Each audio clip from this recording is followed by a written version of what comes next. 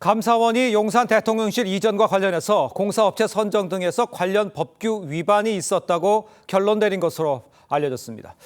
감사원은 다음 주에 대통령실에 이 같은 내용이 담긴 감사 결과를 통보를 하고 국민에게도 공개할 예정인 것으로 파악이 됐습니다. 윤서하 기자입니다. 참여연대는 2022년 10월 대통령 집무실 용산 이전으로 재정이 낭비되고 정부 관계자가 특정 업체에 공사를 맡기는 등 특혜를 줬다며 감사원에 감사를 청구했습니다. 민주당 측도 관련 의혹을 제기했습니다. 수십억의 혈세가 들어가는 대통령 관저 공사를 친분이 있는 무자격 업체에 불법적으로 몰아주었다는 의혹이 점점 짙어지고 있습니다. 감사원이 2년여 동안 감사를 벌인 결과 당시 건축공사 계약 체결 과정에서 국가계약법 등 관련 법규가 여러 번 위반됐다는 결론을 내린 것으로 알려졌다고 조선일보가 보도했습니다. 대통령실이 시공업체를 선정 계약하는 과정에 적법 절차가 지켜지지 않은 지점이 여러 개 있었다는 걸 확인한 것으로 전해졌습니다. 공사 하청을 받은 업체 가운데는 무자격 업체도 있었다는 것도 확인한 것으로 파악됐습니다. 감사원은 경호처 한 간부가 청사 방탄유리 시공 계약을 지인 업체가 따내게 돕고 해당 업체는 공사비를 10억 원가량 부풀린 허위 견적서를 제출한 사실을 포착하고 지난해 10월 검찰에 수사도 의뢰했습니다. 감사원이 대통령실의 공사 계약 내용을 들여다본 것은 이번이 처음. 감사원은 다음 주 중 대통령실에 관련 감사 내용을 보고하고 해당 보고서를 국민에게 공개할 예정입니다. TV조선 윤서입니다. 네, 윤석열 대통령은 오늘 방한하는 기시다 후미오 일본 총리와 한일 정상회담을 갖습니다. 윤 대통령과 기시다 총리의 만남은 취임 이후 12번째로 대통령실은 양국 정상이 그동안의 한일 협력 성과를 돌아보고 향후 협력 방안 등을 논의할 것이라고 밝혔습니다. 기시다 총리는 이달 말로 예정된 집권자민당 총재 선거에 불출마를 선언했습니다. 네, 오늘로 예정됐던 여야 정책위의장 회동이 무산됐습니다. 국민의힘이 현금 살포법이라며 반발한 지역화폐법을 민주당이 단독 의결로 통과시켰기 때문인데 이 외에도 22대 첫 정기국회 개원 사흘 만에 국회 곳곳에서 여야의 갈등이 포착되면서 여야가 다짐했던 민생협치가 공연불에 그칠 수 있다는 평가입니다. 윤동빈 기자의 보도입니다. 더불어민주당이 당론으로 추진한 지역화폐법을 단독 의결로 통과시켰습니다. 그러자 국민의힘은 입법 폭주라고 반발하며 오늘로 예정됐던 정책위 의장 회동을 취소했습니다. 민생 관련 여야 공통 공약부터 함께 처리하자는 논의가 시작도 하기 전에 파행을 맞은 겁니다. 이 법은 지역 사랑 상품권이 아니라 지역 차별 상품권이 될 수밖에 없다라는 결론에 도달했습니다. 법사위에서도 파열음은 이어졌습니다. 국민의힘이 민주당 해병대원 특검법 상정을 비판하며 정청래 법사위원장을 빌런, 즉 악당이라고 비난하며 설전이 벌어졌고 저를 빌런이라고 비난했습니다. 상당히 모욕적입니다. 여러분들은 뭡니까? 악당의 꼬붕들입니까? 심우정 검찰총장 인사청문 보고서 채택은 이틀째 불발됐습니다. 국회 교섭단체 대표 연설에서도 여야 간 고성이 오가 우원식 국회의장이 제지에 나섰습니다. 민생 안정에 한치의 소홀함이 없도록 더욱 집중하겠습니다.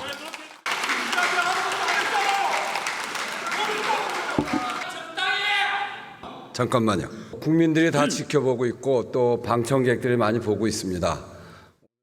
역대 최장 지각 개원을 한 22대 국회가 첫 단추도 제대로 못 깬다는 비판이 나옵니다. TV조선 윤동빈입니다. 네, 국민의힘 추경호 원내대표 이 교섭단체 대표 연설에서 민주당 이재명 대표를 정면으로 겨냥을 했습니다. 전날 이 박찬대 원내대표 연설에 이어서 여야 서로를 향해서 공세를 펼치는 모양새였습니다. 노동일 파이낸셜 뉴스 주필 이승훈 더불어민주당 전략기획위 부위원장과 함께 정치권 소식을 자세히 짚어보도록 하겠습니다. 안녕하세요. 안녕하세요. 네, 반갑습니다. 자, 추경호 원내대표 연설 도중에 민주당 의원들 지금 보셨습니다만 야유가 나오면서 우원식 의장 중재에 나서기도 했죠. 어제 상황을 영상으로 다시 한번 만나보겠습니다. 민주당이 민생은 외면한 채 극한 대결에 몰두하는 이유가 무엇이겠습니까? 이재명 대표 사법 리스크 방어용이라는 것, 이재명 대표께 요청드립니다. 이 대표에 대한 수사와 재판은 개인 차원에서 당당하게 대응하십시오. 대신 민주당은 이 대표 한 사람을 위해 포획된 방탄 정당의 수렁에서 빠져나와야 합니다. 탄핵을 한다면 이런 거짓 괴담으로 대한민국을 혼란과 분열로 몰아넣는 이런 세력들을 탄핵해야 하는 것 아닙니까, 여러분? 국민들이 다 지켜보고 있고 또 방청객들이 많이 보고 있습니다. 견해가 좀 다르더라도 오늘은 그냥 경청을 해주시면 좋겠습니다. 자, 추경호 원내대표 이제 이재명 대표 사법 리스크를 이제 작심 비판을 했죠. 윤석열 대통령을 직격했던 그 어제였습니다. 이 박찬대 원내대표 연설에 맞대응한 것처럼 보이기도 하는데 어떻게 보셨어요, 노 교수님께서는? 글쎄요, 참 뭐 당연한 거겠죠. 윤석열 대통령 비난하니까 또 이재명 대표 비난을 윤석열 대통령, 네. 이재명 대표 함께 비난하는 건데 참 이런 논평은 정말 어렵습니다. 이게 모두가 다 나빠요밖에 얘기할 수 없는 그런 것들인데. 이게 본회의 연설은 국회 속기록에 남는 것이고 영구 보존되는 거 아니겠습니까? 그렇다면 뭔가 좀 멋있는 말을 하려고 국민들의 뇌리에 남는 그런 연설을 좀 하려고 애를 써야 되는 거 아닌가 싶긴 한데 저렇게 양측 서로 상대를 비난하는 말만 하면 과연 그걸 뭐 연설이라고 할 수 있나요? 뭐 좀 다른 얘기입니다만은 지난 8월 달에 그 민주당 전당대회가 시카고에 있었죠. 미국에서. 시카고에 있을 때 저거 다 지켜봤습니다. 근데 남의 나라 전당대회인데 참 재밌더라고요. 정말 감동적이고 연설, 야, 저 연설은 저렇게 하는 거구나 싶은 내용들이 참 많고 정말로 우리가 뭐 다 알잖아요. 빌 클린턴 대통령, 오바마 대통령, 전 대통령, 미셸 오바마 여사 이런 분들이 그런 거니까 정말 인용하고 싶은 말도 있고 뭔가 멋진 비유에다가 상대를 비난하더라도 그걸 돌려서 이렇게 유머러스하게 하는 그런 것들을 보면서 정말 저런 것들은 연설의 모범에 남을 만하다 이런 생각을 했는데 우리도 이제 좀 앞으로 조금 시간이 더 있으니까 대표 연설 하시더라도 뭐 기록에 남는 거라면 좀 멋있게 비유도 하시고 이 역사적 기록도 좀 들춰보시고 그러면서 국민들이 조금 비판하는 것이라도 고개를 좀 끄덕일 수 있도록 그런 연설을 좀 했으면 어떨까 좀 부탁을 좀 드리겠습니다. 알겠습니다. 노 교수님 말씀은 이제 여야 공의 22대 국회의 모습이 조금 더 나아졌으면 한다 뭐 이런 바람으로 익히는데 사법 리스크 정치 퇴행의 원인으로 지목까지 했습니다. 이순신 변호사님께서는 어떻게 보셨어요? 저도 뭐 교수님 의견과 공감하는 부분이 있어요. 다만 이제 야당의 역할이라고 하는 것은 정부 여당을 견제하는 것이고 좀 비판적인 견해를 가질 수밖에 없는 거거든요. 뭐 협조할 건 해야 되겠습니다만. 근데 여당의 원내대표의 연설이 뭐 야당과 같이 똑같이 비판적인 것에만 있다라고 한다면 좀 잘못된 부분이 충분히 있어요. 여당의 원내대표라고 한다면 정부의 어떤 정책 방향을 뒷받침하고 또 야당과의 협치를 이끌기 위해서 다소 마음에 안 들더라도 좀 공격을 자제하는 부분이 좀 있어야 되는데 전혀 그렇지 않은 채 공격에만 집중했다는 점에서는 좀 아쉽고요. 또 대통령 국정 브리핑에서도 봤듯이 경제가 좋다라는 취지의 얘기들을 많이 해서 좀 다른 나라 얘기 아니냐 했는데 추경호 원내대표 얘기를 들어보면 경제가 좋고 또 특히 소상공인이라든가 서민이라든가 자영업자에 대한 지원들이 굉장히 많은 것처럼 들리는 그런 연설들이 많이 있었는데 실상은 굉장히 어렵거든요. 그런 측면에서는 아쉬운 부분이 좀 굉장히 많고요. 여당이 좀 적극적으로 협치를 이끌어야 된다라고 말씀드립니다. 알겠습니다. 여당이 협치를 이끌어야 된다고 말씀하셨지만 공의 여야 모두 좀 문제가 있지 않느냐. 교섭단체 연설이 뭐 이렇게 말씀을 좀 하시는 것 같습니다. 일단요, 저도 뭐 생각하기에 여야가 이제 국회 교섭단체 대표 연설에서 윤 대통령과 이 대표 관련 공방을 벌이면서 야, 이거 민생 이거 뒷전되는 거 아니냐 이런 이야기들 계속 여기저기서 나오죠. 그런데 오늘로 예정됐던 이 정책의장 회동 이것도 이제 민주당이 지역화폐법을 강행 처리하면서 무산이 됐어요. 그러니까 결론적으로는 그 뭐 서로 간에 이제 싸움이 이런 민생이 뒷전으로 가는 상황이 돼버린 거예요. 글쎄 정책위 의장들은 그래도 말하자면 정책을 가지고 서로 협의해서 뭐 민생 협의회 이런 걸 만들고 했으니까 여야가 그런 걸 해야 되는 직책에 있는 거 아닌가요? 근데 그분들도 안 만나면 대체 뭘 하겠다는 건지 잘 이해가 안 가네요. 예전에 예비군 할 때 그런 구호가 생각납니다. 일하면서 싸우고 싸우고 싸우면서 일하자 이런 얘기했는데 예. 좀 국회도 그랬으면 좋겠습니다. 정치라는 것이 어느 정도 서로 정쟁이라고 하는 그런 쟁자가 싸우는 거니까 네. 그런 면이 없을 수는 없습니다. 그죠? 똑같을 수 없으니까. 그런데 그렇게 하더라도 기본적으로 만나서 여러 가지 얘기를 하면서 뭔가 합의점을 찾을 수 있는 부분이 없는가 네. 이렇게 노력을 해야 되는 거 아니겠습니까? 다시 한번 말씀드립니다. 일하면서 싸우고 싸우면서 일하자 이런 고를 좀 되새기면서 오늘이라도 정책위원장들은 만나서 서로 간에 정책에 이견이 있으면 그걸 조율하고 좁히고 합의할 수 있는 부분이 없는가 함께 좀 논의를 해주시기 바랍니다. 글쎄 지역화폐 저는 민주당이 왜 이렇게 지역화폐에 집착하는지 잘 모르겠어요. 지난번 25만 원도 그걸 지역화폐로 지급하자는 그런 것다는 거 아니겠습니까? 그렇죠. 25만 그러니까 일부에서 얘기 그렇죠. 나오기로는 예. 이재명 대표가 특히 어떤 지역화폐를 취급하는 기관에 뭔가 혜택을 주려는 거 아니냐 이런 얘기까지 나오고 있거든요. 예. 그러니까 이 대표도 얘기했지만 여당과 합의해서 협의를 좀 좁혀서 서로 좀 차등이 있는 그런 돈을 지급할 수 있도록 예. 할 수도 있다. 예. 그런 얘기 했으니까 좀 취소하지 마시고 다시 한번 만나셔서 혹시 조율할 수 있는 부분 없는가. 예. 이 변호사 얘기하셨지만 지금 민생이 어렵다는 건 사실 아니겠습니까? 맞죠. 자영업자들도 어렵고 네. 그러니까 그런 걸 어떤 방식으로 지원할 수 있는가 함께 좀 협의를 하시기 바라겠습니다. 그러니까요. 일하면서 싸우고 또 싸우더라도 일은 하자. 뭐 이렇게 이야기를 해주시는 것 같습니다. 자, 그런데 이제 또 저희가 또 살펴볼 게 어제 이제 국회 법사위도 여야 간의 고성의 오간 끝에 파행이 됐습니다. 이것도 어떤 상황이었는지 영상으로 한번 보도록 하겠습니다. 유상범 간사를 비롯해서 국민의힘 의원들이 기자회견을 통해서 저를 빌런이라고 비난했습니다.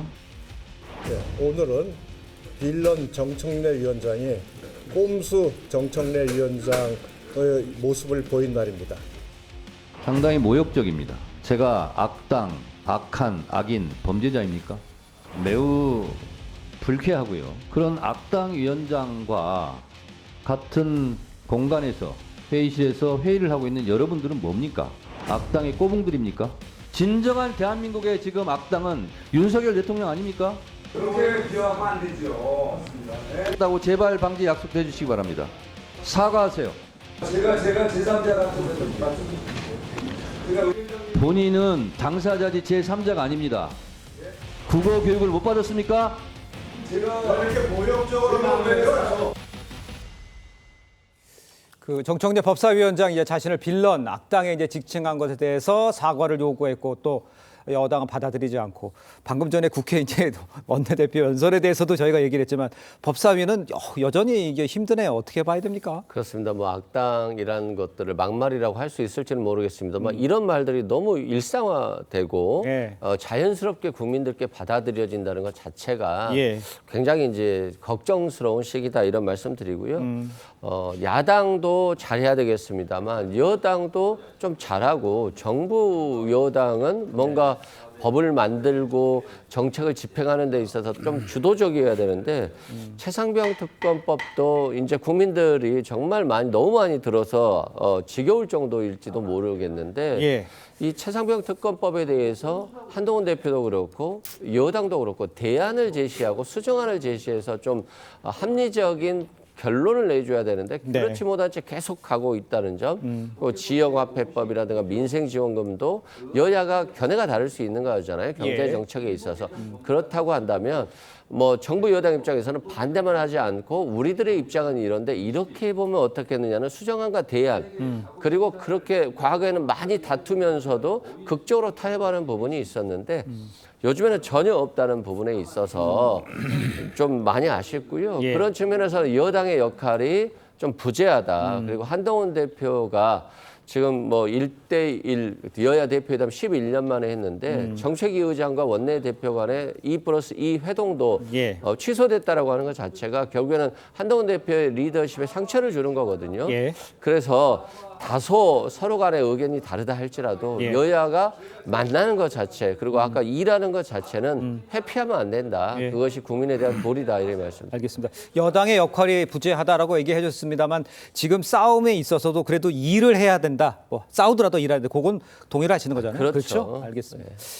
그런데요. 좀 내용을 좀 들여다보면 이 악당, 이 빌런 발언이 나온 배경을 좀 살펴보면요. 민주당이 해병대원 특검법을 야당 단독으로 상정한 것에 대해서 여당이 항의를 한 거였습니다.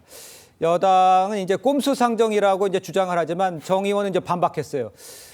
이 부분은 어떻게 우리 교수님께서는 보십니까? 글쎄요, 뭐 민주당이 집착하는 것 중에 하나가 또 바로 이제 특검 부분, 특히 해병대원 특검법인데 이것도 잘 모르겠습니다. 저는 기본적으로 여러 차례 지금 윤석열 대통령에서 거부된 법안 아니겠습니까? 뭐 그렇다면 예를 들어서 진실 규명에 관심이 있다. 그럼 누가 추천하든 무슨 상관이 있습니까? 대법원장이 추천한 특검을 하면 진실 규명이 안 되는 건 아니잖아요. 대한변협 회장이 추천하는 그런 특검을 하면 진실 규명이 안 되나요? 좀 그렇지 않다고 생각하는데 이번에 새로 낸 그 특검법에도 보니까 대법원장이 추천할 수 있도록 하는데 민주당이 비토할 수 있도록 되어 있습니다. 그러니까요. 그러니까 대법원장이 아무리 추천해도 민주당이 안 돼 그러면 안 된다는 거 아니겠습니까? 그러지 말고 그야말로 지금 이제 저희 변호사 얘기하셨지만 여당도 대안을 내야 한다고 생각합니다. 저는.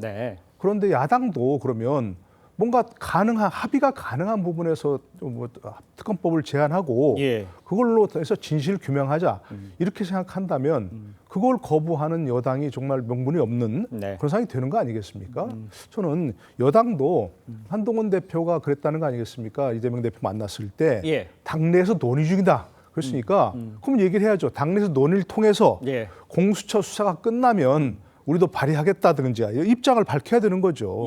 그 야당도 민주당도 정말 진실 규명에 관심이 있다면 누가 추천하든 문제가 없다라는 쪽으로 가는 것이 과연 이걸 정말 하고 싶은 특검을 해서 해병대원 사망 사건의 진실을 밝히고 싶은 뭐 그런 생각으로 하는 거라고 생각하고요. 그렇지 않고 자꾸 이렇게 민주당이 뭔가 추천해야 한다 집착하는 것은 진실 규명보다는 정치 공세에 관심 있는 거 아니냐 이렇게 평가할 수밖에 없습니다. 알겠습니다. 특검법에 대해서 이제 본인의 생각들을 좀 전해주셨는데요. 이 소식은 지금 여야 계속 맞서고 있는 거니까요. 좀 지켜보도록 하고 다음 소식으로 넘어가 보도록 하겠습니다. 한 온라인 매체에서요. 김건희 여사가 지난 총선 때 공천에 개입했다 이런 의혹을 제기를 했습니다. 이를 두고서 야당이 총공세를 펼치는 모양새인데요. 한번 내용을 한번 들어보도록 하겠습니다. 소문이 무성하던 김건희 여사의 당무 개입과 선거 개입, 국정농단이 실제로 있었다는 것이 되기 때문에 경악할 수밖에 없습니다. 이것이 사실이라면 대통령 부인이 직접 공당의 공천에 개입한 선거농단 아니겠습니까? 구체적인 정황들이 보도된 만큼 수사도 이루어져야 합니다. 자, 지금 단서를 달았습니다. 이것이 사실이라면 이렇게 얘기를 하면서 이제 공세를 펼치는 거잖아요. 김건희 여사가 지난 총선을 앞두고 김영선 전 의원에게 지역구를 옮겨 출마하라는 취지의 메시지를 보냈다. 이런 보도가 나왔는데 지금 대통령실과 여당 당사자조차 사실이 아니라고 부인을 하고 있어요. 신빙성 논란이 벌어지고 있는데 이건 어떻게 봐야 됩니까? 신빙성 논란이 벌어지고 있는 상황에 만약에 그거라면 하면서 공격을 하고 있는 상황이에요. 일단 뭐 정치적 메시지라고 보고요. 사실관계는 좀 확인해 봐야 되겠습니다만 한간에서는 이 메시지를 본 사람이 굉장히 많다라고 하는 얘기들도 나오거든요. 그리고 과거에 윤석열 대통령께서 검찰에 있을 때 박근혜 전 대통령의 국정농단과 관련해서 선거 개입, 국정농단에 대해서 다 수사를 했거든요. 그리고 이게 유죄 판결로 이어졌기 때문에 공천에 개입하면 안 된다는 것이 원칙입니다. 그렇죠. 그럼에도 불구하고 지금 김영선 전 의원이 김해로 옮기는 데 있어서 김건희 여사가 개입했는지 여부가 쟁점이 되고 있잖아요. 근데 답변을 보면 공천에 개입한 적이 없는데 그 개입한 적이 없다라고 하면서 그 이유가 결과가 공천을 못 받지 않았느냐라고 하는 건데 이게 개입했는지 여부에 대해서 그리고 김영선 전 의원과 이것과 관련해서 공천에 대한 조언과 또 한동훈 대표에게 얘기를 했는지 이런 부분에 대해서는 여당과 대통령실이 명확하게 밝혀야 된다고 생각을 하고요. 과거에도 이런 문제들이 있어서 많이 문제가 됐는데 자꾸 논란의 중심에 김건희 여사가 이렇게 정치에 직접 개입하는 부분들의 우려가 많이 있고 이런 것들이 논란이 되고 있기 때문에 김건희 여사가 특히 더 주의를 해야 될 것 같고요. 더 이상은 좀 대통령의 부인이 꼭 이렇게 정치의 중심에 서서 비판의 대상이 되는 것들이 예. 그런 사실 자체가 발생하지 않도록 좀 주의해야 될 것 그러니까 같습니다. 이제 대통령실과 여당이 대통령실, 여당, 당사자 다 지금 부인하고 있는 상황이라는 것을 제가 첨언해서 말씀을 좀 드리고요. 민주당은 김 여사의 공천 개입이 드러났다면서 김건희 여사 특검 수사 대상에 포함시키겠다 이렇게 말을 했습니다. 사실관계 확인부터 제가 말씀드렸으면 반박을 하고 있는데 사실관계 확인부터 먼저 하고 해야 할 정도인 거 아닌가 생각이 드는데. 글쎄요. 공천 개입이 드러났다 이렇게 얘기하는 건 아주 좀 성급한 거죠. 네. 확실한 사실관계는 아직 잘 모르겠고요. 네네. 당사자가 우선 부인하고 있고요. 그다음에 텔레그램 메시지라든지 이런 결정적 증거가 지금 보도가 되지 않았고 예. 그리고 또 한 가지는 당사자가 그런 메시지를 받았다는 당사자가 얘기한 게 아니고 그런 메시지를 받았다는 거 얘기하더라 또 그걸 보았다 예. 이렇게 얘기하는 사람이 전언이거든요. 네. 그렇기 때문에 그것은 아직 확실하게 신빙성이 없다 그런 네. 얘기고요. 예. 물론 공천에 성공했어야 공천 개입이다 그렇게 얘기할 수는 없습니다. 공천에 개입만 했어도 개입은 개입이죠. 그렇죠. 예. 그런데 김영선 전 의원이 김해로 옮기라는 걸 얘기를 해서 김 여사가 얘기해서 그렇게 해서 옮겼다. 그러면 공천이 됐어야 되는 거 아닌가요? 그러니까요. 그렇잖아요. 김 여사가 지금 문제가 있다고 하는 것은 굉장히 영향력이 크다. 예. 국정에 그 개입하고 있다. 그래서 국정이 그 뜻대로 움직이고 있다. 이래야 뭔가 문제가 있는 거 아닌가요? 그런데 공천에 개입했는데 본선에 나간 것도 아니고 컷오프 됐어요. 됐죠. 예. 그럼 뭐가 어떻게 개입을 했다는 건지 잘 이해가 안 가는 부분이고 예. 그러니까 민주당에서도 이것이 사실이라면 이렇게 단정하고서 그것을 마치 개입이 드러났다 이렇게 하는 것도 아니라 그것은 좀 성급한 것이다 생각합니다. 알겠습니다.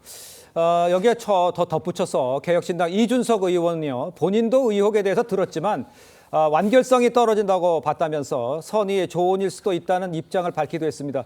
글쎄요. 이준석 대표가 얘기한 의원이 얘기한 이 상황에 대해서는 이승훈 변호사께서는 어떻게 보세요? 네, 일단 뭐 기자가 기사를 한번 냈고요. 아마 예. 후속 보도가 있을 것 같은데요. 그래요? 후속 보도가 좀 정확히 나와야지 예. 여기에 대한 정확한 논평은 되겠습니다만 이준석 의원도 예. 사실관계에 대해서 정확히 정보를 듣기는 했습니다만 그 근거를 가지고 있지 않은 것 같고 그래서 이게 뭐 국정 개입의 수준이냐 조언의 수준이냐에 대해서 판단이 어렵다 뭐 이런 측면인 것 같은데요. 예. 그럼에도 불구하고 아무튼 대통령의 부인이 선거에 공천에 개입한다는 의혹 나오는 것 자체가 예. 조금 불미스럽고 더 조심해야 되지 않을까 싶습니다. 알겠습니다. 자, 다음 소식도 짚어보겠습니다. 윤 대통령이요. 퇴임 후에 거주할 이 사저 경호시설 신축 예산이 약 140억 원으로 문재인 박근혜 두 전직 대통령 사업비의 이 2배 규모로 지금 알려져 있습니다. 대통령실 수도권 부지 단가를 반영한 결과이며 또 부지 면적 두 전직 대통령 사례에 비해서 절반 수준이다.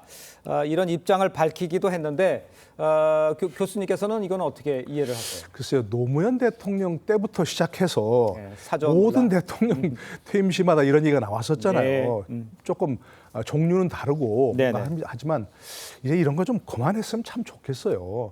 이렇게 얘기 나오면 또 이제 뭐 국민의힘 일각에서는 문재인 대통령 퇴임할 때 무슨 뭐 경호원 늘리고 또 뭐 연금 늘리고 어쩌고 또 하면서 또 이게 나올 겁니다. 예. 이렇게 하는 것보다는 과연 이렇게 한 것이 타당한 것이냐라는 걸 좀 짚어야 되는 거겠죠. 예. 예를 들어서 지방에 내려가는 그런 것보다는 예를 서울권에 뭐 서울과 경기도를 비롯한 수도권에 그런 또 땅을 산다면 예. 당연히 그와 같은 그 금액이 더 들 수밖에 없는 것들이니까 이런 것들보다는 무작정 의혹을 제기하는 것보다는 그럼 타당에 따져본 다음에 그것이 과연 타당한지 아닌지 이렇게 문제 제기하는 게 바람직하지 않을까 싶습니다. 저 사전 언론 관련해서는 또 이것도 좀 마찬가지로 좀 확인을 해봐야 될 절차가 있는 거 아닙니까?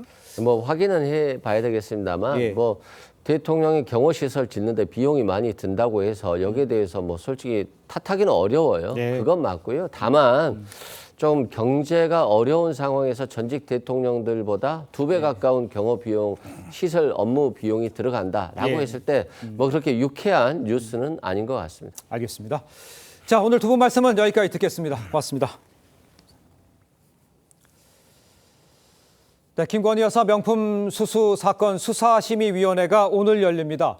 검찰 수사팀 무혐의 결론을 내렸지만 이원석 검찰총장이 소모적 논란을 없애겠다면서 수사심의위에 직권으로 이 회부를 한 건데 사회 각계 전문가 15명으로 구성된 이 수사심의위원회는 과연 어떤 판단을 내릴지 지금 이목이 쏠리고 있습니다. 이정민 기자입니다. 김건희 여사 명품 수수 의혹에 대한 수사심의위원회는 오후 2시 비공개로 열립니다. 검찰 외부 인사 중 무작위로 추첨된 15명이 기소 여부를 권고하게 됩니다. 법조계에선 청탁금지법은 배우자 처벌 조항이 없어 불기소 권고 가능성이 높다는 전망이지만 알선수재나 변호사법 위반은 다른 결론을 내릴 수 있다는 관측도 나옵니다. 심의위에는 김 여사 측 변호인과 중앙지검 수사팀도 참석할 예정입니다. 심의 결과는 오후 또는 저녁 늦게 나올 것으로 보이는데 어떤 결과가 나오든 적잖은 파장이 예상됩니다. 수심위가 수사팀 의견대로 불기소 권고를 내면 수사팀은 이원석 검찰총장에게 보고한 뒤 무혐의 처분을 내릴 전망입니다. 이 경우 수심위가 명품 가방을 전달한 최재형 목사 참여 없이 결론을 내린 반쪽 수심이라는 등 반발이 예상됩니다. 일방적으로 죄가 없다는 무혐의 쪽으로 이제 설명을 하는 그런 방식이기 때문에 이것은 반쪽짜리다. 기소 권고가 나오면 상황은 더 복잡해집니다. 수사팀이 수심위 권고를 따를 필요는 없지만 대검찰청 지침에 의견을 존중하라고 돼 있습니다. 이에 따라 바로 불기소 처분으로 마무리를 하면 야권이 특검 등 공세에 나설 가능성이 점쳐집니다. TV조선 이정훈입니다. 자, 전해드린 대로 김건희 여사 명품 수수 사건 관련해서 검찰 수심위가 오늘 열립니다. 네, 관련 내용 최진영 변호사, 이승훈 변호사와 함께 자세히 짚어보도록 하겠습니다. 안녕하십니까. 네, 반갑습니다.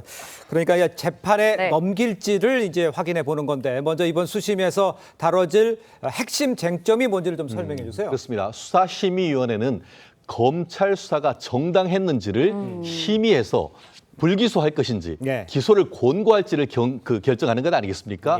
이와 관련해서 지금 법률적으로 쟁점이 되는 것이 대략 한 6가지 정도 된다고 하는데요. 기본적으로 이제 이른바 김영란법 위반, 그리고 또 형법상 뇌물죄 내지 알선수재, 더불어서 이제 변호사법 위반 여부에 대해서 하나하나 쟁점에 대해서 심도 깊은 심의가 될 건데 저도 국방부 수사심의위원으로서 수사심의를 해보면 생각보다 치열하게 다툽니다. 그렇게 하면서 이제 당일날 이제 결정이 나는데 결국 오늘 지금 수사심의위원회의 어떤 심의하고 의결하는 것이 몇 시간 정도 걸릴지는 모르겠습니다만 아마 내부적으로 법리적으로 아주 다양한 의견, 특히 이제 변호사분들이 상당히 많기 때문에 이 부분에 있어 가지고는 양쪽이 각각 어떤 프레젠테이션 할 기회를 가지고 수사심의위원들이 하나하나 질문을 하는 그 과정 속에서 지난번에 있었던 검찰 수사의 결과가 맞는 것인지를 검증하는 절차다라고 보면 될 것 같습니다. 네, 치열하게 검증을 해준다 이렇게 말씀해 주셨는데 오늘 수심위에 중앙지검 수사팀과 김 여사 측 변호인이 참석을 해 의견을 진술할 예정이라고 전해지고 있습니다. 하지만 사건의 핵심인 또 최재형 목사는 빠졌어요. 그렇다 보니까 공정성 시비들이 좀 있어요. 어떻게 보시나요? 공정성 시비가 나올 수밖에 없을 것 같은데요. 검찰 같은 경우는 문제는 없다. 다만 공정성 시비를 없애기 위해서 수사심의에 넘기겠다고 했고 이미 무혐의 의견을 냈잖아요. 그러면 무혐의 의견을 낸 검사와 또 김건희 여사 측의 변호인 또한 무혐의라고 주장하고 있기 때문에 결국 수사심의에서 무혐의라고 하는 의견 제시에 따라서 답변 결정을 내릴 수 있기 때문에 결국에는 이게 무혐의를 전제로 한 수사심의 아니냐, 면피용 아니냐라는 논란이 있기 때문에 최재형 목사 같은 경우는 사실상 고발인이잖아요. 사건 관계자로서 같이 참여해서 의견을 진술한 게 원칙인데 수사심의 규정에 보면 진술을 들을 수 있다예요. 그래서 수사심의에서 불러다가 진술을 듣지 않을 수도 있기 때문에 사실상 공정성 논란의 시비는 나올 수밖에 없다. 결론이 나오더라도 이런 말씀입니다. 알겠습니다. 이승훈 변호사도 공정성 시비는 어떤 결과가 나와도 논란이 있을 거다라는 얘기를 해줬습니다만 오늘 수심위에서 지금 말씀하신 대로 어떤 결과 나와도 김 여사 수사와 관련한 논란 계속될 것으로 지금 보이곤 있습니다. 그렇게 되니까 이제 이원석 총장의 바람대로 지금 이 소모적 논란을 이 결과가 나오면서 끝낼 수 있을지 이게 좀 관심이에요. 끝내야죠. 왜냐하면은 이와 같은 수사심의위원회가 지난 정부에 있어서 검찰의 검찰의 기소권에 대한 민주적 통제 장치로 지난번 문재인 정부 때 만들어진 것으로 알고 있습니다. 그렇다고 한다고 하면은 이 사안이 어떤 정략적인 어떤 그 수사심의위원회로 구성된 것이 아니고 평소 때 있었던 그 인재풀 중에서 100여 명이 넘는 분들 중에서 임의로 선택한 법률 전문가 그리고 또 사회 전문가들이 이 부분에 대해서 이제 심도 깊은 그 어떤 논의를, 법리적인 논의를 거쳐서 결정을 한다고 하면은 이 정도의 어떤 민주적 통제 장치의 결과라고 할 경우에는 결국 그 결과에 대해서 그것이 기소건, 불기소건 그에 따르는 것이 합당한 결과인 것이지 이제 또 어떤 결과가 나왔다고 해서 그것이 또 잘못됐다라고 또 논란이 된다라고 한다고 하면은 이 부분은 사실은 더 이상 어떤 뭘 하겠다는 겁니까? 결국 제도적 장치 속에서 어떤 우리나라 제도가 운영될 수밖에 없기 때문에 오늘 결과 뭐 국민들이 어떻게 보면 또 결과를 내고 그 결과에 대해서 국민들이 수긍할 수 있는 이유를 또 밝히면 되지 않나 싶습니다. 알겠습니다. 네, 수심위의 결과 일단은 뭐 오늘 늦은 오후나 저녁에 나온다고 하니까 어떻게 결과가 나올지 지켜봐야 할 것 같습니다. 다음 이야기도 해보도록 하겠습니다. 경기도 법인카드 유용 의혹과 관련해 이재명 민주당 대표의 부인 김혜경 씨가 어제 피의자 신분으로 검찰에 출석을 했습니다. 출석 장면 먼저 보시겠습니다. 검찰이 일정 협의해서 정한다 했는데 혹시 오늘로 잡으신 이유가 뭘까요? 법인카드 사적 유용 혐의는 인정하시는 건가요? 혹시 오늘 어떤 부분 위주로 혐의 소명하실까요? 네, 김혜경 씨 소환 조사 2시간도 채 지나지 않고 끝이 났다고 합니다. 예상보다 빨리 끝났는데 이유가 뭔가요? 그게 이제 김혜경 씨 변호인 말에 따르면 어차피 검찰이 결론을 정해놓고 한 수사 아니냐. 어차피 기소할 것을 갖다가 불러다가 조사를 했고 또 그런 취지로 물어보고 있기 때문에 사실상 진술을 거부했다라고 하고 있거든요. 그래서 진술을 거부의 경우에는 뭐 수사 속도가 빠를 수밖에 없죠. 그리고 이제 뭐 불공정성에 대해서도 의혹 제기를 한 것 같아요. 수석밥상에 올리기 위해서 이렇게 소환 조사를 하고 그렇게 해서 검찰이 결국 형평성 없는 수사를 하고 있다. 이런 문제 제기가 있었다라고 말씀드립니다. 알겠습니다. 지금 미수 변호사도 말씀하셨습니다만 민주당에서도 정치검찰이 이 대표 부부 추석밥상에 잼을 올리려고 한다 이렇게 비판했습니다. 검찰의 입장은 어떤 겁니까? 한마디로 정치 쟁점화하려고 하는 가짜 뉴스다라는 취지의 반박이 있었는데요. 한마디로 사실관계가 잘못되다는 겁니다. 검찰 같은 경우에는 지난 7월 4일부터 8월 초까지 3회에 걸쳐서 자진 출석할 것을 요청을 하고 변호인과 협의를 했는데 50일이 지나도록 아무런 협의가 되지 않았다는 것이죠. 그렇기 때문에 더 이상 어떤 그 소환을 요청하는 것이 무의미하다라는 취지로 서면 조사를 통보를 하니까 그제서야 부랴부랴해서 본인들이 지정한 날짜가 어제였다라고 얘기를 하고 있고 더불어서 지금 특히 이제 그 검찰 같은 경우에는 형사 사건 그 공보에 관한 규정에 따라 이 소환과 이 조사하는 것을 철저히 보완을 붙여가지고 어제 조사 결과가 나오기까지 누구도 몰랐을 정도로 철저한 어떤 그 인권 보장과 이런 부분을 했다라는 그런 입장인 것 같습니다. 네, 김혜경 씨뿐만 아니라 검찰이 이재명 대표에게도 소환 통보를 한 것으로 전해지고 있는데 아직까지 별다른 입장을 밝히고 있지는 않거든요. 실제로 소환 조사 이루어질 수 있을까요? 뭐 이루어질 수도 있을 것 같은데 기소가 되더라도 또는 수사가 되더라도 추석 이후가 되지 않을까 싶고요. 사실상 이재명 대표가 여기에 관여됐다는 근거는 거의 없는 것으로 저는 보여지고 있거든요. 그렇기 때문에 검찰도 뭐 강하게 수사 드라이브를 건다기보다는 일단 김혜경 여사 조사가 끝났기 때문에 간단한 조사 이후에 뭐 이것도 결론은 정해져 있지 않는가 싶은데 아마도 기소해서 재판으로 넘어가지 않을까 싶습니다. 알겠습니다. 자, 다음 이야기도 빠르게 짚어보겠습니다. 사기 등 혐의로 고소당한 허경영 씨 이 사건과 관련해서 경찰이 허 씨가 운영하는 종교시설이죠. 하늘궁을 압수수색했습니다. 구체적으로 허 씨가 어떤 일을 벌인 거를 지금 문제 삼는 겁니까? 그렇습니다. 그 경찰의 수사관 23명을 통해 가지고 그 경기도 북부에 있는 하늘궁이라는 곳에 대한 그 압수수색을 벌였는데요. 지금 신도들이 사기죄 그리고 식품위생법 위반 등을 이유로 해서 형사 고소한 사건에 대한 입증을 하기 위한 어떤 강제 수사였던 것 같은데요. 지금 그 하늘궁에서 판매했던 그 물품들이 이 불로산삼, 불로유, 불로수 해서 먹으면 영생하고 늙지 않고 죽지 않는다라는 그런 어떤 물품을 팔았는데 그것이 어떻게 보면은 효과를 부풀렸다라는 취지에서 그리고 매우 고가로 판매했다는 취지에서 사기 더불어서 어떤 그 예컨대 이제 불로산삼 먹으면은 불로 장생한다라고 얘기했다는 것이 식품위생법 규정에 위반했다라는 그런 내용이 있는데요.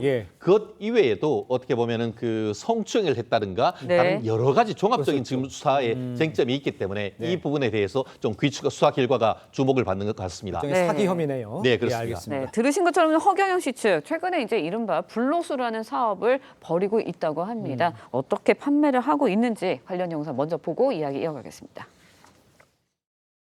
그래서 내가 광천 불로수가 딱 터질 때 이건 그냥 물이 아니다. 아이고 이제 하늘궁 짓게 생겼네. 이 불로수를 전 세계에서 연구해야 되겠지? 와 이건 돈덩어리야. 황금덩어리가 금덩어리가 올라오고 있는 거야. 금덩어리. 뭐라 그랬어? 그 금덩어리가 솟아올릴 때 거기다 그냥 입을 대고 먹으라 그랬지.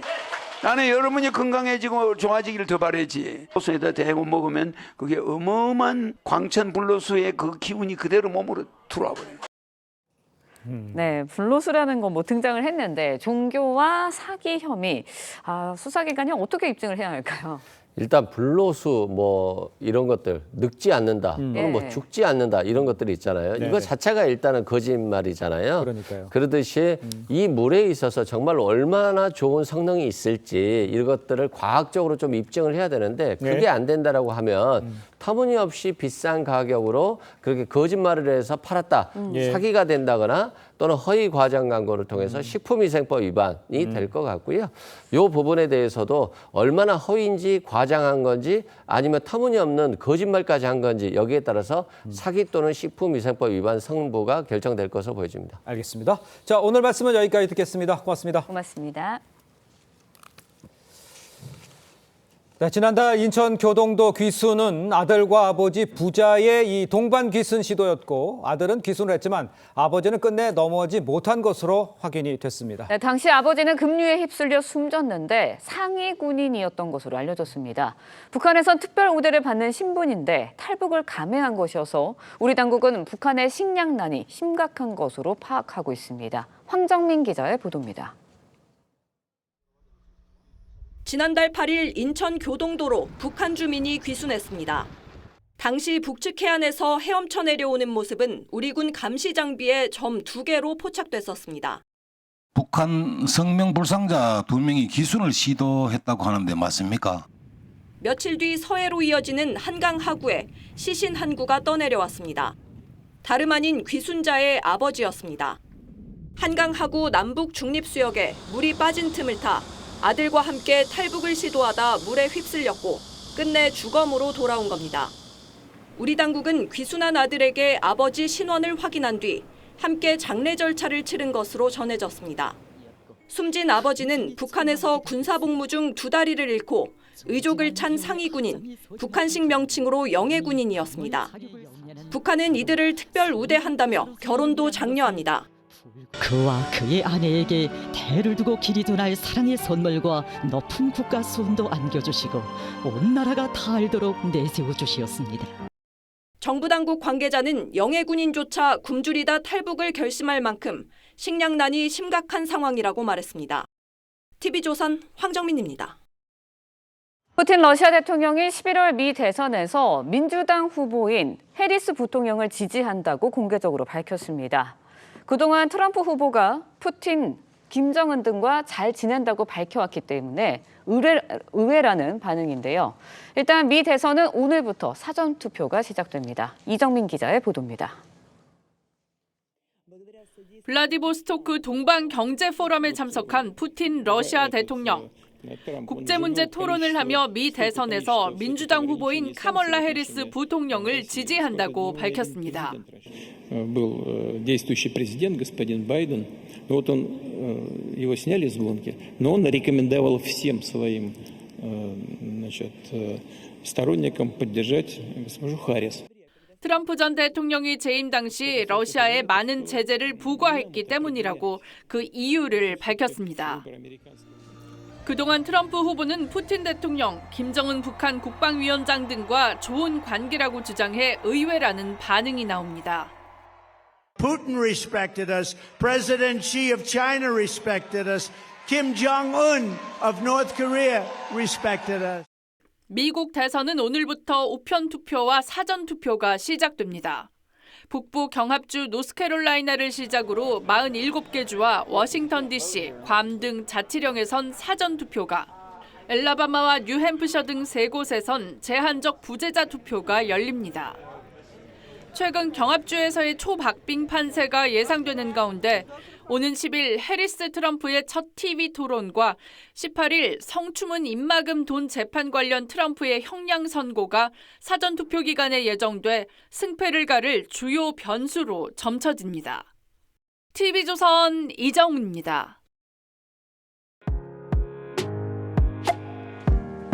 네, 렌즈에 담긴 그 순간 그 의미를 짚어보는 시간이죠. 사진기자가 선택한 아침의 한 장입니다. 오늘은 조선일보 사진부 이태경 기자와 함께합니다.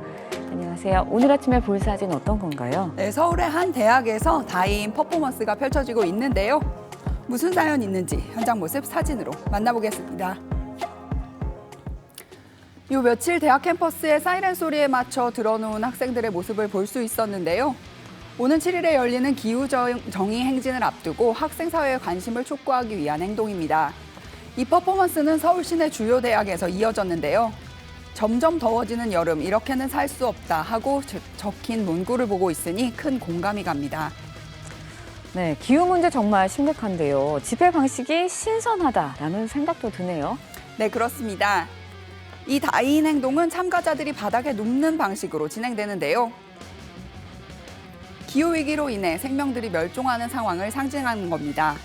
지구온난화와 환경 파괴로 인해 생명이 위협받고 있다는 메시지를 시각적으로 강하게 전달할 수 있는 방법인데요. 기후정의행진은 기후변화에 대한 인식을 높이고 공정한 기후 정책을 촉구하기 위해 열리는 대규모 시위로 우리나라뿐 아니라 세계 여러 나라에서 열리고 있습니다. 네, 지구의 미래를 위한 목소리가 잘 전달됐으면 하는 바람입니다. 지금까지 아침의 한 장이었습니다.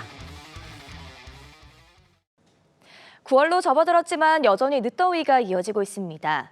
현재 경기 남부와 충청 이남 곳곳에 폭염주의보가 내려진 가운데 최고 체감온도가 33도 안팎까지 오르겠습니다. 오늘 자세한 한낮 기온 살펴보면 서울이 29도, 대전과 전주 31도까지 기온이 오르겠고요. 반면 동풍이 부는 동쪽 지역으로는 기온이 비교적 낮겠습니다. 속초 25도, 강릉 26도 예상됩니다. 현재 수도권과 강원 영남 곳곳에 비가 내리고 있습니다. 아침까지 5mm 안팎의 비가 조금 더 내리겠고요. 동해안으로는 5에서 40mm의 비가 내리겠습니다. 오늘 전국 대부분 지역에 소나기도 내리겠습니다. 중부지방에 5에서 20mm, 남부지방에는 5에서 60mm의 비가 예상됩니다. 이번 주말에도 전국 곳곳에 소나기가 내리겠고 당분간 늦더위가 계속 이어지겠습니다. 오늘의 날씨 이나일입니다. 네, 이상으로 금요일 뉴스 퍼레이드 마칩니다. 네, 저희는 다음 주 월요일 아침 7시 30분에 다시 찾아뵙겠습니다. 시청해주신 여러분 고맙습니다.